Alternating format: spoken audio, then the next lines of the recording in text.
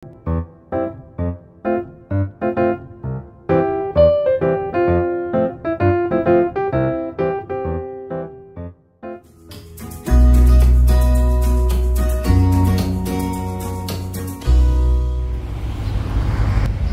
morning!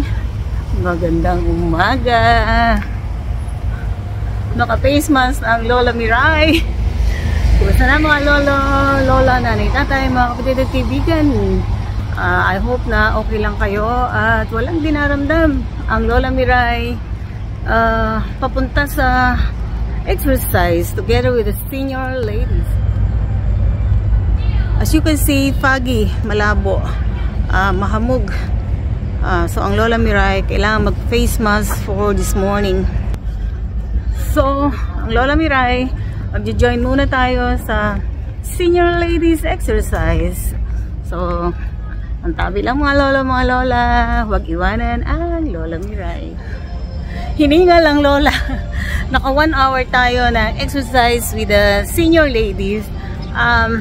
So ngayon ay tapos na tayo. Mamahinga-mahinga and makikipagkwentuhan ang Lola Miray. So hiningal. Anyway, pawis na pawis pa rin ang Lola Miray. So nagtanggal muna tayo ng jacket. So the weather is talagang foggy. Until now, it's 9 o'clock in the morning and still foggy pa rin. So as you can see in the harbor, the visibility is very low. Let's check there. Still very low. But then again, maya-maya magsusot ulit tayo ng face mask kasi mahirap huminga kung nag-e-exercise na naka-face mask. Kung ganitong katatapos lang, ayoko pa rin mag-face mask. Maya-maya mag-face mask na ang Lola Miray.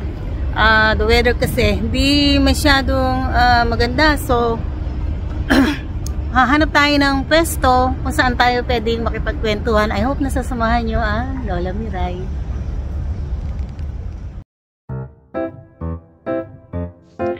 Ito ang 90th birthday celebration ng aking tatay, ng aming tatay. At kita nyo naman, ang saya niya, paindak-indak. Ang saya, diba? Iyan ang na-miss ng Lola Miray.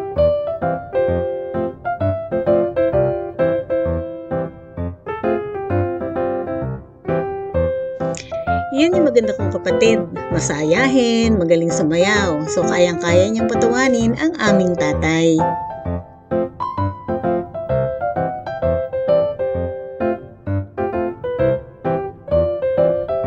Yan ang aming bunso, ang pinakamaganda, pinakamabait at siyang taga-pag-alaga ng aming tatay.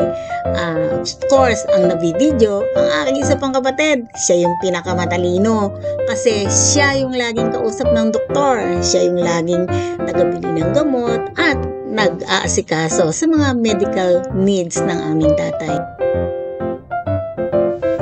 Celebration time! So tara na mga lolo, mga lola, mga nanay, mga tatay, samahan natin ang Lolo Tasyo sa kanyang pag-celebrate ng 90th birthday. Happy birthday, tatay!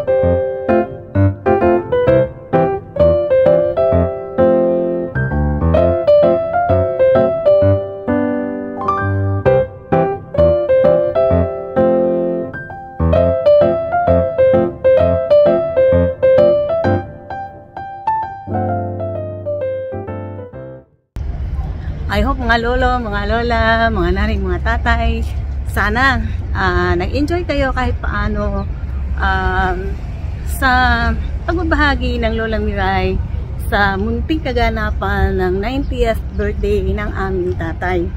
Hindi man ganun karangya, hindi man ganun kagarbo. Salamat ako sa aking mga kapatid, sa aking mga loved ones in the Philippines, family and loved ones na nag-asikaso sa masayang pagdiriwang ng kaarawan ng aming tatay.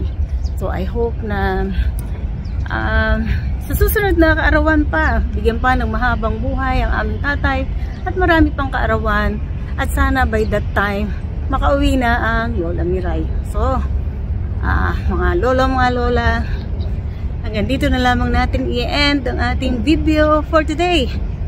I'm hoping sana muli niyo sasamahan ang Lola Miray sa susunod na mga kwento ni Lola Miray. So until then, ingat-ingat everyone. Take care and God bless everyone. Bye!